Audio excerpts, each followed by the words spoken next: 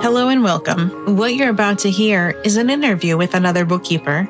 This is not a bookkeeper applying for a job with me. This is a bookkeeper who agreed for me to interview them to get a sense about their business and how they got where they are. This started as part of a different project, but has evolved into intentional interviews. I feel like it's important for bookkeepers to know that bookkeeping is not a one-size-fits-all. Rather, bookkeeping is what you make of it. You get to decide what services you offer. You get to decide what you do, how often you do it, and who you do it for. I thought that there would be value in having us listen to other bookkeepers describe their business and how they run their business. My goal for this is to encourage and inspire you to think about what you want to do and how you want to do it, and just hear how other people got to where they are. Let's begin. So Christy, thank you so much for helping me with my project, because you are actually a professional bookkeeper and not a florist who is struggling with your books. I wanted to get a chance for anybody watching this to get to know you and get to know what you offer and who you are. So first, can you tell me who you are in your business? Yes, and thank you for having me, Rachel. This is really a great opportunity. I started my service business fresh out of college. I had it for about 10 years. I was in partnership with my husband at the time, and I was responsible for doing all of the bookkeeping, all of the back office work. It was not computerized. It was all done by hand on one of those big old green spreadsheet things. But what I did was, because I didn't know any better, I collected all of my receipts for the year and put them in a shoebox. Mm-hmm. So at the end of the year, I took my shoebox and my check register to my CPA and said, here you go. And from that, he got everything organized for me and filed my tax return for me. So that went on for the length of the business. What I did was, if I had money in my checking account, I knew I could pay my bills. That was the extent of my financial expertise. Well, that's not a way to run a business. I didn't have financial information to make valid decisions on where the growth of the business was going to go. I mean, we did okay, but it could have been a lot better than it was. So after the business was sold, went on to work for a few different firms. My most recent job was being an accounting manager for a major hotel franchise. We had 80 employees, did all the payroll for them, the W-2s, the 1099s, did all the bank reconciliations for major checking accounts and credit card accounts. Just, everything that is involved in an accounting business, except for filing the taxes at the end of the year, I did. And I was all self-taught. I learned desktop originally and then moved on to QuickBooks Online. So I'm very well versed in both of those programs. That's an adjustment. I started on desktop as well, and moving to online for me was hard because I was like, I'm used to my shortcuts and everything was faster. And I would grumble, but I'm like, well, I'll never be sad that I learned a thing. But in the moment, I'm sad about the experience because it's hard. Mm-hmm. So you mentioned you had a service-based business and you did the thing which many business owners do. You've got the box of receipts and the crossing of the fingers. Now that you're more experienced and wiser, how does that impact, or how do you help people with their bookkeeping? Well, first of all, I want to emphasize the fact that there is no judgment in the way people give me their information in order to get it organized and categorized, because I've been there. I know what a mess it could be. So no judgment on my part. But I sit down and collaborate with the client and ask a lot of questions because I want to make sure that the information that I am going to be providing for them is accurate. That's a really important part, the communication end of it. The other thing that I make sure that I do is that I stay in contact with the clients. I've heard horror stories of people that have contracted with either bookkeepers or CPAs where they have questions about things and, 2 weeks later, they get a response by email, which I don't do that. Communication is utmost importance to me. Accuracy is of utmost importance to me.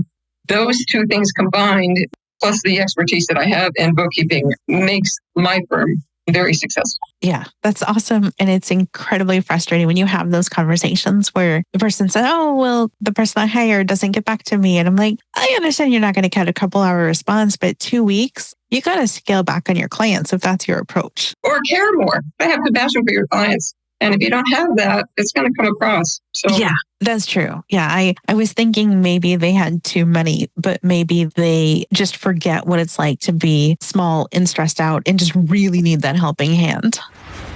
You mentioned that one of your jobs was working at a hotel with a bunch of employees and a bunch of just everything in the accounting department. How does that help you now? Because I imagine a lot of your clients are smaller than a big franchise. which actually gives me a little bit of breathing room.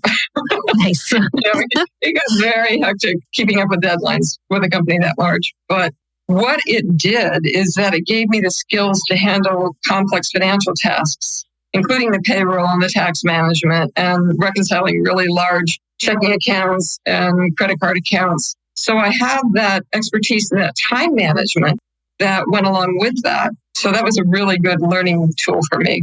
Because of that, laid the groundwork for Baypoint Bookkeeping, which helped me to focus on delivering exceptional virtual services with the same attention to detail that I was giving the large corporation. And interestingly enough, as I was working for the hotel, COVID hit. So I became a virtual bookkeeper. I was working remotely from home, which taught me a lot of skills about time management and organization and communication because I wasn't there every day talking with the general manager and people that needed answers from me. So I needed to make sure that I managed my time and really honed on my communication skills. So that was a blessing. Yeah, I can imagine, especially because it's not just you with the paperwork. Like you really need other people to give you stuff and people that you might have been able just to walk across the lobby and be like, okay, documents, please. And now you're like, I need the documents and I need you to not ignore me. And I have these deadlines. And they're not just like, oh, if you felt like getting to it. It's more like, no, you really got to get this done. Because I imagine that fines and everything are just, they're just so much bigger than what we encounter in our businesses. That's awesome. Like having shifted from on-site to remote is difficult, but like you got to do it with a ton of personalities, which sets you up perfectly for working in a bookkeeping firm where you work with a ton of personalities. Exactly. So one of the things I saw on your website is that you specialize in construction. So can you talk a little bit about what that looks like? Because bookkeeping for construction and tax for construction, like that's its own niche. That is not a thing that I do. And in fairness, some bookkeeping firms say that they can do it, but yet they don't understand all the complexities about it. So one of the advantages that my firm has is that I partner with an enrolled agent who is eligible to practice before the Internal Revenue Service. And he also was a former general contractor. So he's got the best of both worlds. He's got the financial end of it, the tax end of it. Plus, he's got the experience of what it was like to run a job, a multi-million-dollar job in some cases, or smaller cases where he was doing a rehab for a client. So he's got both sides of the equation and knows what it takes to run a successful contracting business. So we're able to impart that to our clients. We can instruct them on what's going to be a profitable job, what isn't going to be a profitable job, because we're giving them the workflows and the project management skills in order to determine that. That's awesome.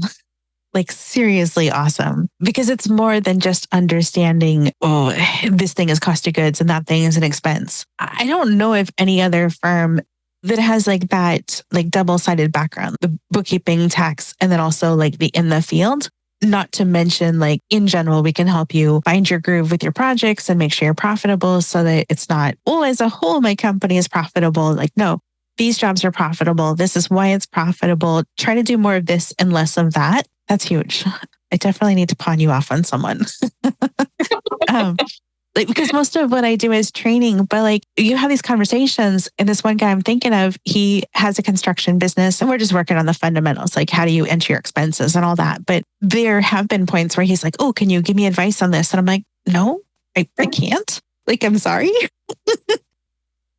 So you had a business, you took a job, COVID hits, you're now working from home. This sounds kind of nice. So I'm curious, why did you say, well, I can do this corporate job and I like my corporate job. I would rather be self-employed. And then for anybody else who's in a similar position where they're considering self-employment or opening up a firm, like, can you just talk about your experience and why you did it and how it's been and just anything you want to say? Sure. I think I was born with an entrepreneurial spirit. I've always wanted to have my own business, even when I was a little kid. Not sure what it was going to be. My original thought was I was going to move from Illinois to Florida, and because I couldn't stand the cold weather because I'm a California girl, to open up a plant shop.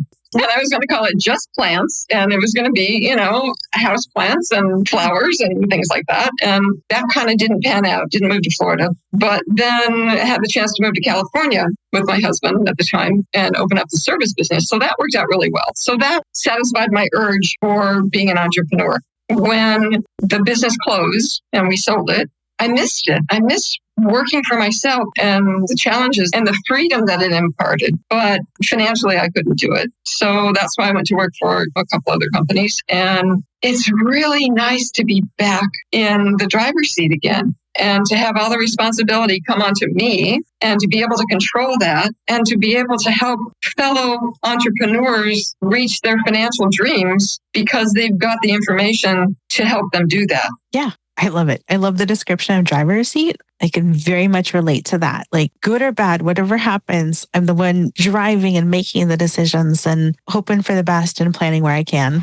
Your background is super diverse, which is awesome. It means that you know a lot of things about a lot of things. Your partner has a very strong construction background. Mm-hmm. Can you speak to how your firm is a good fit for people in construction? Like just anything there, because that's a big deal.